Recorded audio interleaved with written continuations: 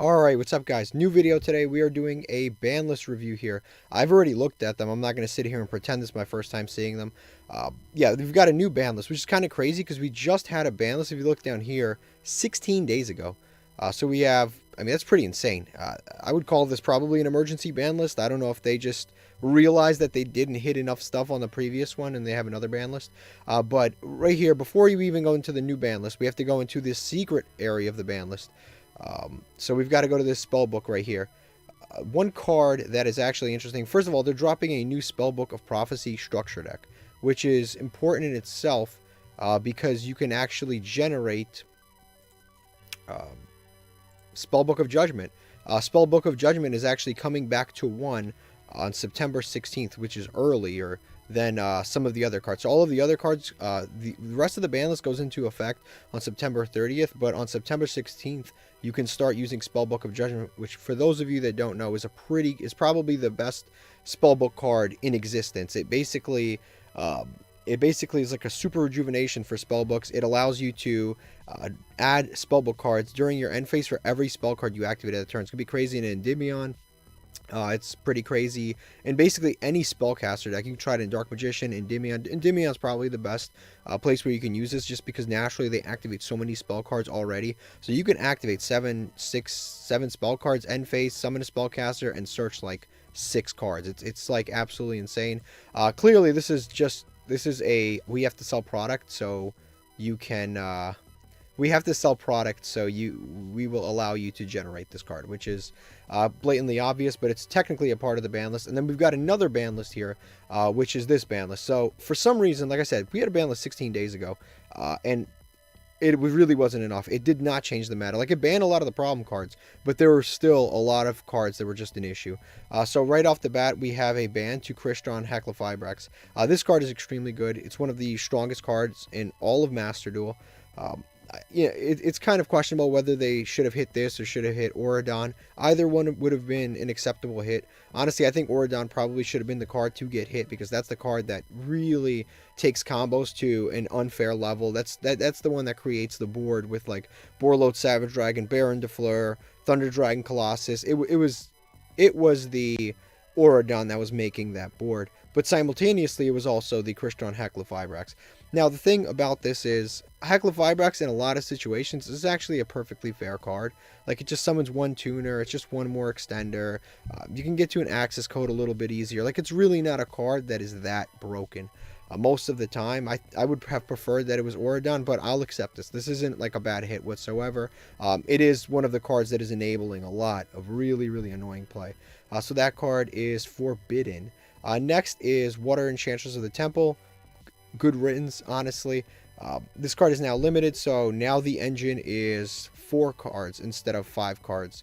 So you still have Foolish Burial, 2 copies of Right, and then you've got the Water Enchantress of the Temple. And since Water Enchantress of the Temple is now limited, once you banish it, you basically, you can never, it's basically gone forever.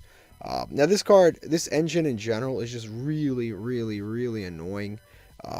It's like in a best of 1 format where hand traps matter so much. For you to have an engine that allows you to play around hand traps completely is really, really annoying and frustrating. It's already tough enough going second when your opponent can create this like insane multi-negate board, and then you have an engine that basically plays around all of this. It was already frustrating enough, so again, pretty good that that card went to 1. Anything that would drop that engine's consistency is good in my book. And then we've got the semi-limited. Now this part is actually kind of, I'd say, a little more controversial. We've got Rivalry of the Warlords. This is a floodgate. A lot of people have been complaining about floodgates. There are 2 major complaints in this game, which is floodgates, going second against floodgates, and going second against full negate boards. Like, there's nothing more frustrating when your opponent makes a full negate board or sets 5 and then it's your turn, they just drop a maxi and it's like, great, what am I supposed to do? If I play into it, I lose. If I don't play into it, I lose. It's just a terrible situation. So that's why they're hitting some of these floodgates. Like, again, totally fair. I think it's reasonable.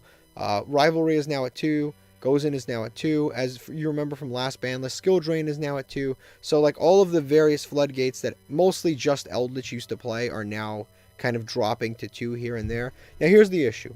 Although they did drop to 2, you can just play a larger variety of floodgates. Like, it's not, the problem is floodgates as a whole, and not having the ability to side deck is really the bigger issue than the floodgates, because in reality there's so many floodgates in this game that they will find something else to just replace whatever these two are. So yeah, these two are now limited to 2. Raigeki is now limited to 2. I believe this was at 1. I don't know why it was at 1. This is very good. This should honestly go to 3. It wouldn't have an impact. Trishula is now at 2. It used to be at 1. This could go to 3. It wouldn't have an impact. Wind-Up Carrier Zen Mighty was at 1. I've never once dueled against Wind-Up Carrier Zen Mighty. I have never dueled in Master Duel against this deck. People have been saying it's too broken, it cannot come back. It can come back to 3, it wouldn't matter. Like I said, I've never dueled against it.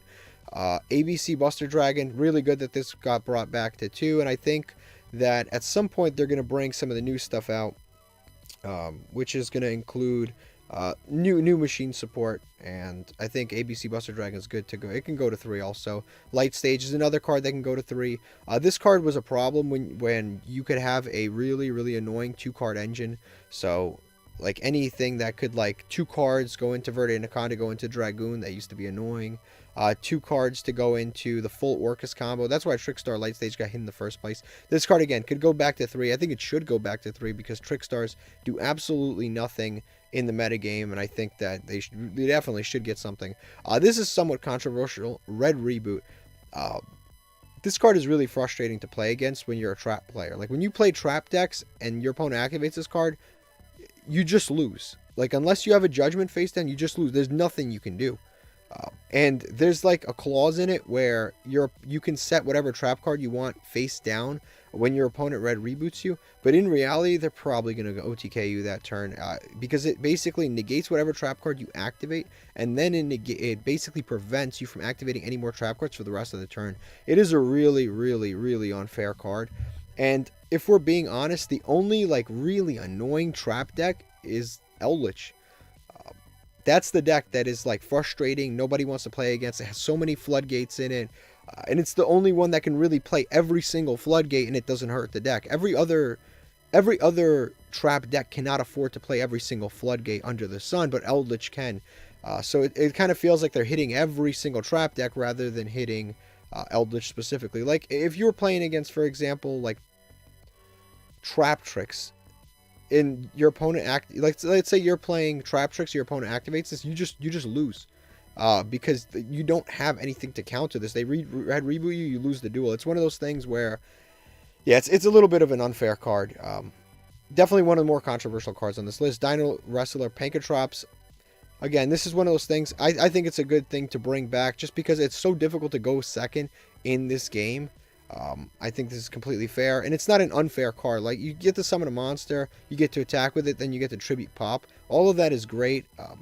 Most of the time it ends up being like a +1, because you destroy a card and you destroy a card by card effect, so it ends up being a +1. So it's a good card, and for going second, I think it's totally fair, especially when we discussed just how difficult it is to go second in this game.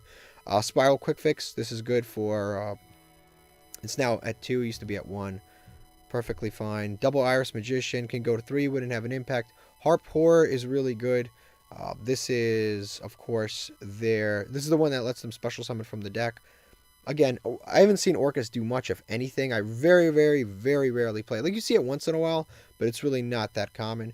And then for the cards that have gone to 3, Beginning of the End is going to 3. This card got hit because it was hit in the OCG in some sort of metagame where Danger Dark World was really good, but that never happened in the TCG, and that sort of just carried over into Master Duel. This card should never have been anything. I think this card was at 2. This card never needed to be at 2, never needed to be at 1. This card shouldn't be anywhere near a ban list. It's an outrageous card to resolve. You need to have like 7 dark monsters in the graveyard. I think you banish 3. No, you banish like, you have to have 7 dark monsters in the graveyard. I think you banish 5 and then you draw 3 cards. Something crazy. But it's like you have to have so much setup in the graveyard to actually resolve this card. Again, it shouldn't be anywhere near banless. And Harmonizing Magician, again, Pendulums, as crazy as they are as a mechanic, it's it's very difficult to actually play them when you consider all of the various floodgates in the game. So I think they definitely needed a little more firepower. But that is the ban list. Yeah, the ban list is actually pretty good. Definitely kind of like an emergency ban list. They kind of scrambled to make this because the last one really didn't shake anything up. All of the decks that were good before were basically good since. Especially all of the Tenyi, Sword Soul, all of that stuff was still very, very good. And with crystron halqifibrax banned, that definitely changes a lot of the deck building around that. This has been an overall pretty good ban list. Let me know what you guys think. La, la, la, la, la, la, la, la.